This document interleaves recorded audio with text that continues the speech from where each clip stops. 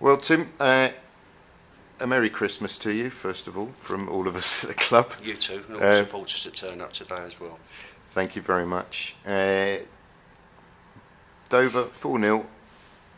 Talk me through the selection, because when the team came out, Pearson and Breach in centre mid was. Yep. What was the thinking there? The thinking behind that was what the boys were told was that we would look to obviously start very solid across there, and I see things in training perhaps that I liken to myself in Pearson, in regards to, you know, he's a decent header of a ball, he's quite mobile, can have a tackle, and his distribution isn't, you know, as bad as what perhaps a centre half is given credit for at times. But no, you know, I just wanted the two boys I wanted us to be a bit more, you know, a bit more solid across that middle of the park. Yeah. You know, and with obviously George's pace and Ben's endeavour and Wills's pace down the right, you know, we were likely to, you know, to cause one or two problems going the other way. But when you concede a goal in 49 seconds, it really it doesn't matter who you pick in the midfield or up front or on the side. It's, you know, you have to sometimes put your hand up, and you know, I'm a bit disappointed in the way the goal was conceded. Sure. You know, it looked like we were still at the Christmas table eating turkey, but. No, the two boys in there I thought done okay. I mean, Breachy was substituted second half because he received his yellow card, and in there you're likely to possibly miss time a tackle, and then we're down to 10 men again. So yeah. You know, it makes the job even harder. But I don't think I don't think they've done any wrong today. The pair of them, I thought they battled away. Yeah. No. Yeah. It was unfortunate also to concede just before half time. It was sort of the second worst time to concede. Yeah. Had we gone in one down, I felt we might have nicked something from this game. Yeah, exactly. And as a manager, you know, you looked at the first half, and as I say, for large chunks of that game, they certainly weren't full from top, us full from bottom. Mm-hmm. You know, we pick up on two incidents that gift them goals. Now, they're a good enough side to create chances without gifting them chances, and unfortunately, you know, the guys who were involved in the two incidences have been spoken to, and you know, and clearly in agreement. But you know, hopefully we learn from them. Sure. You know, they were two soft, gifted goals where two individuals never dealt with what was put in front of them. Yeah.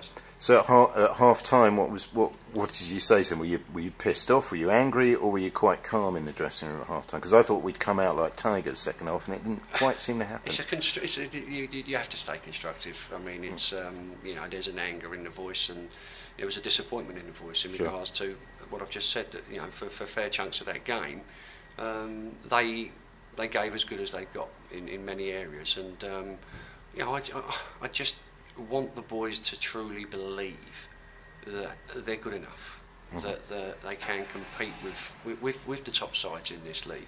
And if they can believe that they can compete with the top sides in this league, the rest will take care of itself. Now, the poignant thing for me, you know, in the changing room at the end was, you know, I said, who honestly believed Chris Winterton was going to save that penalty?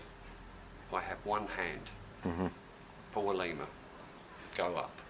Now, not Chris Winterton's hand? Chris Winterton's hands went up as well, in fairness, yes, but that sums it up for me.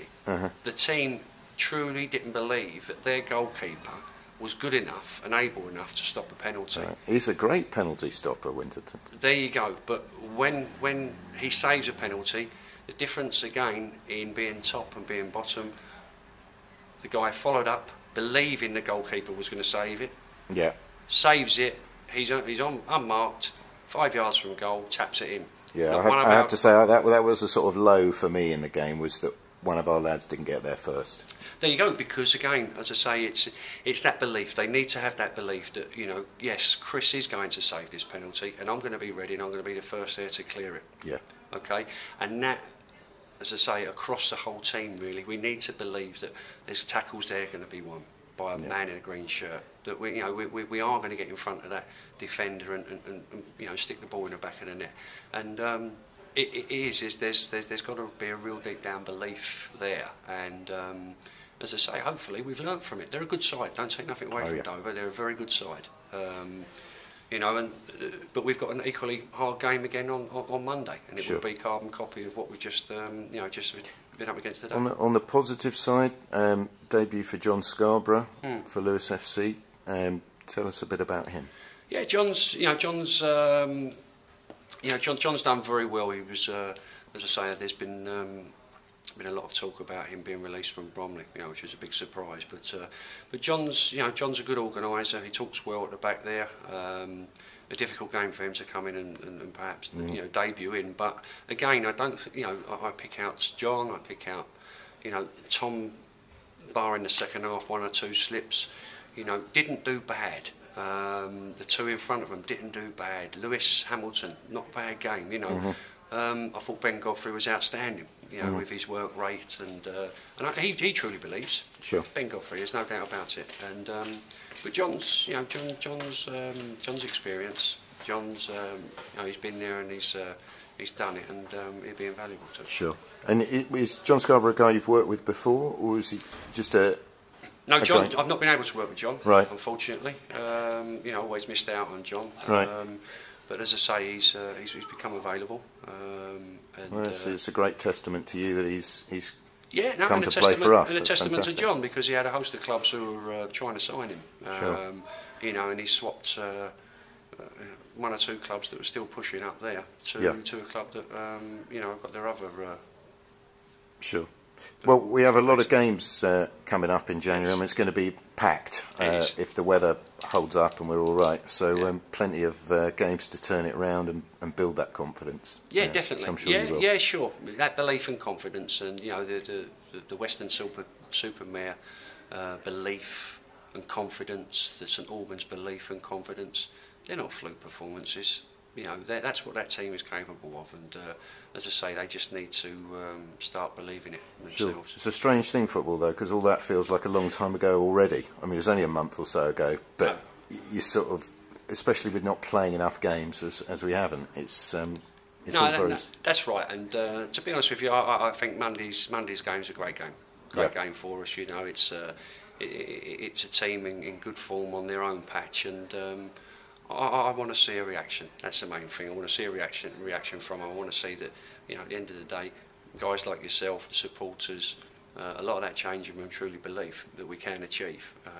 We need to bring everybody there on Monday, and everybody, believing that we can do. Sure, we're still there for you, mate. We're still there. Yeah, that's the main thing. You. We're no problems. Happy New Year. And to you too. Cheers, Tim. No